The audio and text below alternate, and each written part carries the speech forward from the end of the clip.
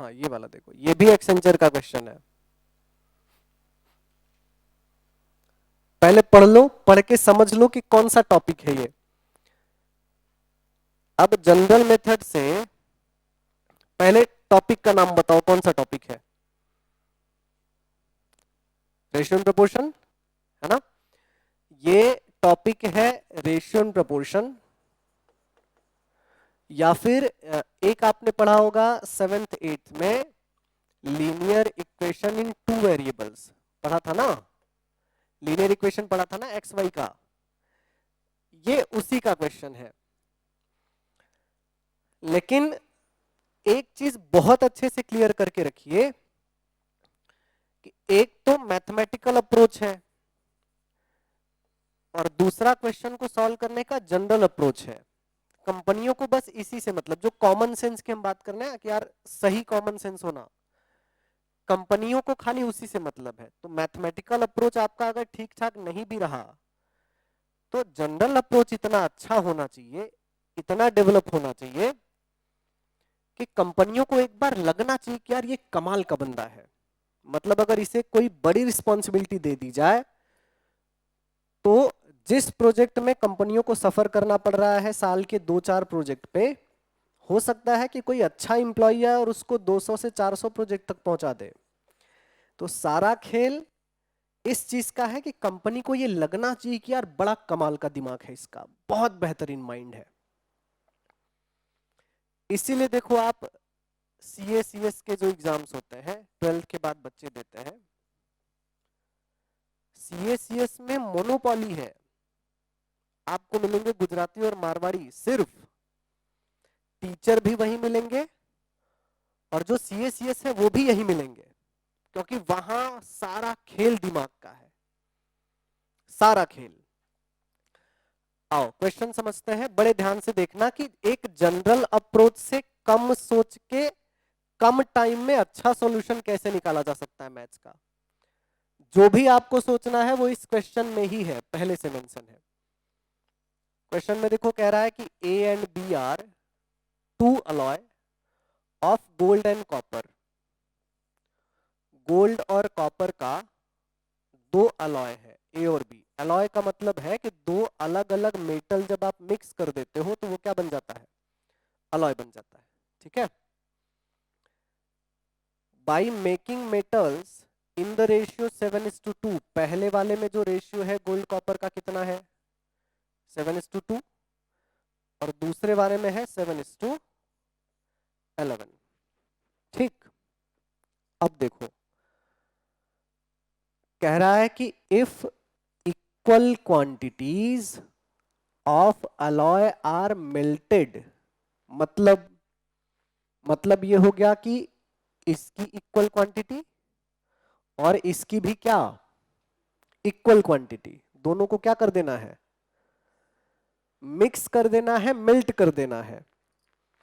और इन दोनों को मिक्स करके एक तीसरा अलॉय बनाना है, कौन सा? सी। और आपसे पूछ रहा है find the ratio of gold and copper in C. जो सी वाला मिक्सचर बनेगा बच्चों, उसमें बताइए गोल्ड कॉपर का रेशियो क्या होगा। अगर जनरल मेथड से करोगे ना तो ये बहुत लेंदी बनेगा। इसको 7x 2x लेना पड़ेगा, इसको 7y 11y लेना पड़ेगा, मिक्स करना पड़ेगा, लीनियर इक्वेशन बनेगा, सॉल्व करना पड़ेगा, x की वैल्यू निकालनी पड़ेगी, y की वैल्यू निकालनी पड़ेगी। लेकिन जनरल अप्रोच आपका खुद का सॉल्यूशन होता है। खुद का सॉल्यूशन मतलब आप पूरी तरीके से फ्री हो अपने हिसाब से सोचने के लिए। जैसे अगर मैं कह दूं कि यार चुपचाप वारजे जाओ, वारजे से सामान खरीद के लाओ, तो आप चाहे जैसे जाओ, ट्रेन से जाओ, बाइक से जाओ, बस से जाओ, आपका अपना होगा ना वो। उसमें तो कोई प्रोसेस कोई बताएगा नहीं आपको। हो सकता है दोस्त के साथ जाओ, 4 व्हीलर से जाओ, किसी से लिफ्ट लेके जाओ। तो जनरल अप्रोच यही होता है कि आप जब अपनी कैपेबिलिटी के हिसाब से सोचना स्टार्ट करो तो चीजें बहुत आसान बनेंगी। जैसे इसमें जो सबसे ज्यादा कीवर्ड है, सबसे इंपॉर्टेंट कीवर्ड ये यही है, इक्वल क्वांटिटीज। अगर क्वांटिटी की मैं बात करूं तो पहले आप चेक करो कि जो ए वाला अलॉय है उसकी टोटल क्वांटिटी कितनी दिख रही है आपको? गोल्ड 7, कॉपर 2, यानी टोटल क्वांटिटी इसकी कितनी बनी? 9, है ना? बी वाले अलॉय की टोटल क्वांटिटी कितनी बनी बच्चों? 7 और 11, 18।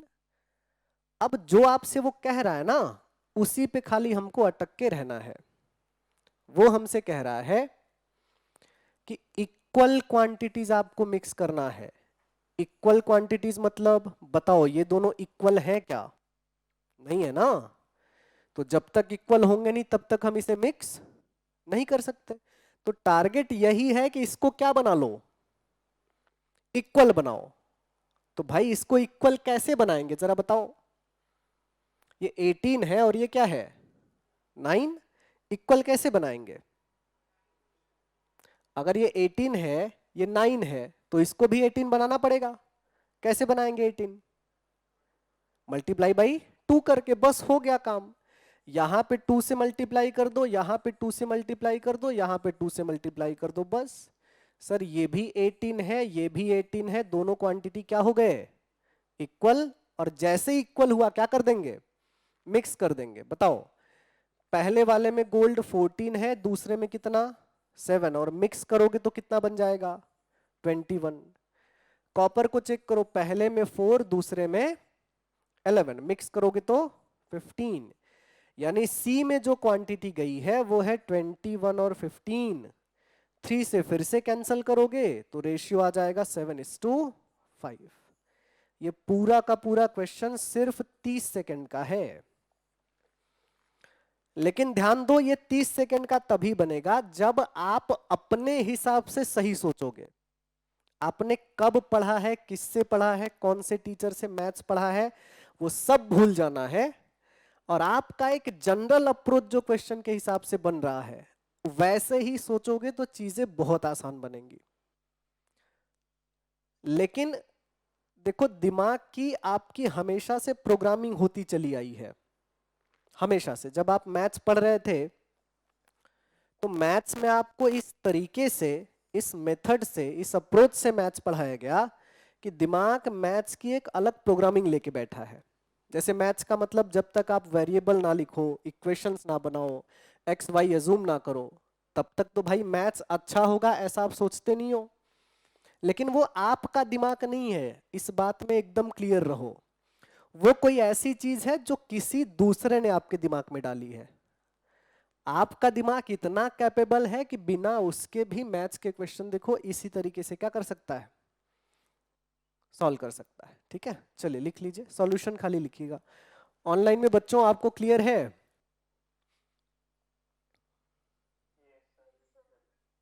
Very good.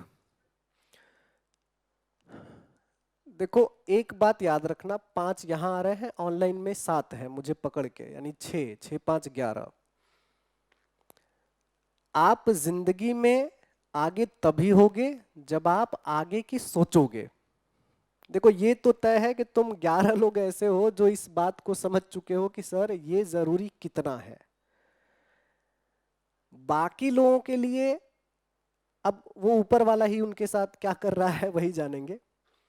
लेकिन जब तक उनको ऐसा लगेगा कि यार ये करना चाहिए, तब तक वक्त निकल चुका होता है। इसलिए तुम लोग तो भाई इतने लकी हो कि तुम्हारी किस्मत इतनी अच्छी साथ दे रही है कि तुमको अभी ये समझ में आ चुका है। तुम लोगों का फर्स्ट ईयर है ना अभी? अच्छा, इस मामले में तुम लोग लेकिन बदकिस्मत हो। अगर तुमको 1 साल पहले किसी ने बता दिया होगा, सारे के सारे साइंस बैकग्राउंड वाले हैं, है ना, सारा खेल इंफॉर्मेशन का है सब कुछ। अगर आपको वक्त से पहले इंफॉर्मेशन मिल जाए तो जिंदगी इतनी सही चलेगी कि पूछो मत।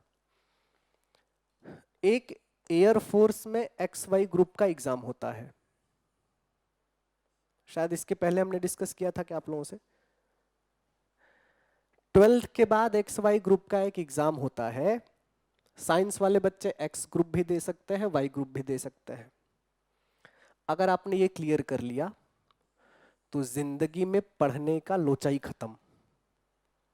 XY ग्रुप एयरफोर्स का, मिलिट्री का, नेवी का ज्वाइन करते, 4 साल बाद wing officer, commanding officer, flying officer बनते और एयरफोर्स, मिलिट्री, नेवी डिग्री भी प्रोवाइड करवाता। लेकिन सिर्फ लैक ऑफ इंफॉर्मेशन की वजह से आप इससे चूक गए। सोचो कि जिंदगी में कुछ ऐसा आप पा जाते कि 12वीं पास करके ही सीधे ऑफिसर बनने के कगार पे होते आप, और सैलरी, रिस्पेक्ट इतना तगड़ा कि पूछो मत। लेकिन पता नहीं था इसलिए चूक गए। सारा खेल इंफॉर्मेशन का है, वो भी छोड़ो। 7th में देखो, एक चीज तो ये तय है कि इंजीनियरिंग कर रहे हो मतलब अपने आप में बहुत बड़ी बात है। सबके बस की बात नहीं है कि इंजीनियरिंग कर ले। तो पढ़ने में अच्छे हो तभी कर रहे हो इंजीनियरिंग। पढ़ने में अच्छे नहीं होते तो तुम बीए, बीकॉम, बीएससी वाले होते। पढ़ने में अच्छे हो तभी कर रहे हो। 7th की क्लास में एक RIMC का एग्जाम होता है, राष्ट्रीय इंडियन मिलिट्री कॉलेज। एक ही पूरा सेंटर है। अगर तुमको नहीं पता होगा, पता करके रखो, कम से कम घर में किसी को काम आ जाएगा। अब गर्ल्स भी दे सकती हैं, पहले नहीं था, लेकिन 2021 में सुप्रीम कोर्ट में NDA और RIMC, RMS में गर्ल्स को भी परमिशन दे दिया। RIMC का मतलब राष्ट्रीय इंडियन मिलिट्री कॉलेज, देहरादून में है ये। 7th की क्लास का बच्चा एग्जाम अगर दे और RIMC क्लियर कर ले, महाराष्ट्र में खाली 7 होते हैं, 7 कैंडिडेट को लेते हैं वो। मतलब आप सोचो कि जितने जिले हैं महाराष्ट्र में, हर जिले से शायद एक आध भी नहीं निकाल पा रहा है। अगर 7th क्लास में आप कर लेते तो 8 साल की ट्रेनिंग के बाद सीधे कमांडिंग ऑफिसर बनते, पढ़ने का टेंशन ही खत्म। यहां चूक गए। 9th क्लास में होता है RMS का एग्जाम, ये भी डिफेंस का है, यहां चूक गए। 11th 12th में NDA दे सकते थे, CDS दे सकते थे, XY ग्रुप दे सकते थे, यहां चूक गए। चूक इसलिए रहे बच्चों क्योंकि इंफॉर्मेशन नहीं है, क्योंकि फाइनल जो मोटो है वो एक अच्छे जॉब का ही तो है। इसीलिए यहां भी चूक जाते हैं। जिनको इंफॉर्मेशन ही नहीं है कि भाई प्लेसमेंट के लिए एप्टीट्यूड कितना जरूरी है, वो चूकते चले जाते हैं। और हमेशा दिमाग प्लस में ही रहेगा,